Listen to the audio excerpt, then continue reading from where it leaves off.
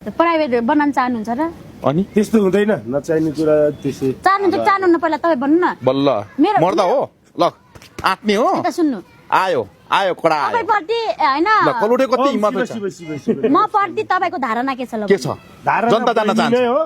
अब तिमी मोडलै हो, तिमी कलाकार पनि गीत गाउँछ, राम्रो गीत गाउँछ, तिमी धेरै हिम्मत हेरम तेजन्द्रको हिम्मत हेरम तेजन्द्रको ल आइसक्यो बहिनी उबाट त ल कतै ठाउँमा अब त्यस्तो एकलौटी चाहियो हामीलाई चाहिँ तेजेन्द्र परियार भूमिका भन्नुभयो भने हामी चाहिँ भिडियो हुँदै सँगै जान सक्छौँ। त्यो नै हो, त्यहाँभन्दा अरू धेरै हो। त्यहाँभन्दा अरू केही त्यहाँभन्दा धेरै सोचेकै छैन।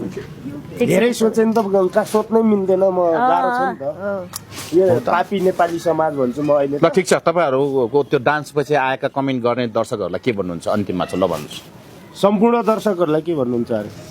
के भन्ने अब त्यसलाई अलिकति दिमाग साफ गरेर हेर्नु हो भने त्यो नर्मलै भिडियो हो, किनभने त्यो डान्स स्टेप हो अलिकति नमिलेर अस्तव्यस्त देखिया मात्रै हो। त्यो हामी गर्छौँ भनेर गर्दा मतलब स्टेजमा गइसके पछाडि त्यो अन द स्पोट भएकाहरू हो भने हामी कुनै कम्पोज गरेर गएको पनि होइन।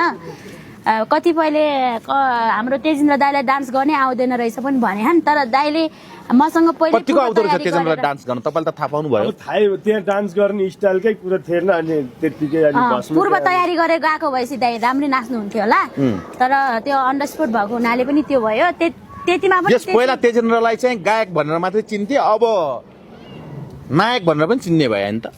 गायकमा भन्दा धेरै त नायकमै चिनिनुहुन्छ नि उहाँ अहिले पछिल्लो समय। के अरे दाइ गाईको दुध कालो के गीत गामा अब खेलेर पनि गाईको दुध कालो कति छन् नि त्यो अब केरा घारीमा यस्ता यस्ता गीत पो छन् अहिले।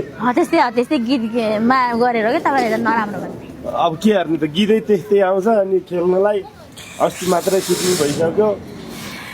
अनि अब अरू त केही छैन। मेरो दर्शकहरूलाई मेरो बहिनीलाई गाली नगरिदिनु होला, सकभर तेजेन्द्र परियारको आग्रह छ। सबैजनाले माया गर्नुहुन्छ, तेजेन्द्रलाई माया गरेर हेर्नुहुन्छ मलाई थाहा छ।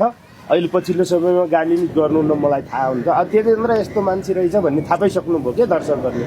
सबैमा चौपट गीत गाउने, नाच्ने, बोल्ने, सबै कुरामा अलि दिमाग लाएर बोल्ने, धेरै नबोल्ने हो। आज अलि बढी बोलेको छु, गाली चाहिँ दर्शकले नगरिदिनु होला। यो भिडियो चाहिँ पुरै हेरेर चाहिँ बल्ल कमेन्ट गर्नु होला, भन्न चाहन्छु।